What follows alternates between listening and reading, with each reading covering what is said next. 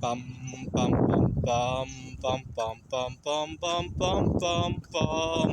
The Peter Dislike Show. Bum bum bum bum bum bum bum.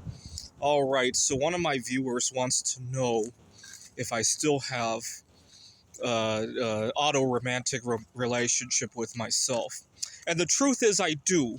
I live in a society that is not very conducive to it, and hence why I am looking for a life partner, if you will. It's kind of like, see, I teach at a community college. I don't know how many of you guys went to college and had projects where you had to team up with a teammate, right? I kind of view life as that, right? I'm not looking for somebody to have a sexual relationship, which is kind of challenging because a lot of people assume that that's what guys do, right? So convincing others that I'm looking for a life partner is often tricky for me. But I'm looking for a life partner to tackle life's tasks together. What do I mean by that? Well, the classical example I've been talking all year about is last summer when I got a really bad case of long COVID. It would have been nice to have another set of hands to cook for me, or even to pick up some stuff for me, right? I was living in a micro studio. That's the other problem of being auto-romantic, right? You got one income to pay for your housing, and often you don't have the best choices. Oftentimes, even when you could afford better housing, there's this prejudice that you're unstable, right? You're only one job loss away from total loss of income, right? And so last summer when I was really ill, I was dehydrated.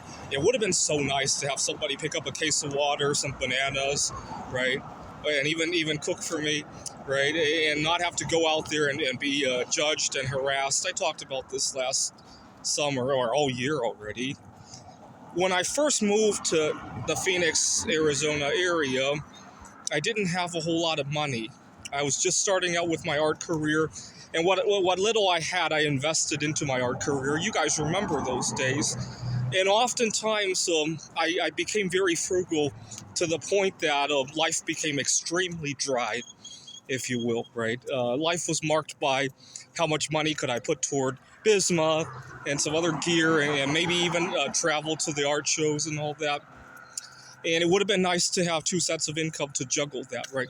And what was really insulting was I was teaching at a tutoring center, and sometimes I had some extra time. I would pick up some extra hours at work, but then my boss would assume I was always available those hours, and he wouldn't even ask me. It was just like he would step all over me.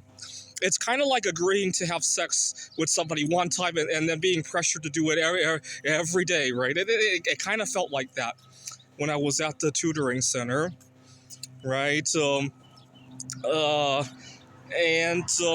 Had I had another set of hands and another income, first of all, I could have come home to bounce that idea off my partner. Hey, at work, how do I negotiate this? We could have practiced a little bit, right? My boss, I agreed last Saturday simply because I wanted to make a little extra money, and I don't want to do this every Saturday. How should I bring this up? And second, having another income to fall back on would make me more courageous to speak up, right? I still don't have a second set of hands, but what I do have is some money now compared to 2 years ago, and I find it a lot easier to speak up. So, for example, you guys remember earlier this year I traveled to Texas to go see a girl that I met online, and I didn't waver about it. Oh, can I have so-and-so day off? No, I'm going to be off so-and-so day because of a family matter, right? And now that I have money to back me up, that becomes a lot easier to say. It would be a whole lot nicer if I also had a second set of hands as well, right? That's kind of unfortunate that we have to live like this. What was really insulting was that my mom, she hadn't seen me in a number. The last time she saw me was before the Bismuth art career, and she commented that I had lost a lot of weight. And I knew part of the reason, actually a big part of the reason I lost all that weight was because I was too cheap to eat anything when I was first starting out with the Bismuth, and that was kind of upsetting, right? And in my mom's mind, she wants to lose weight, and who wants me, and I half jokingly told her, it was from my art projects. Why don't you start working with gold art, right? Because she has a lot more money than I do, and then you could lose weight like how I did when I was making bismuth art, right?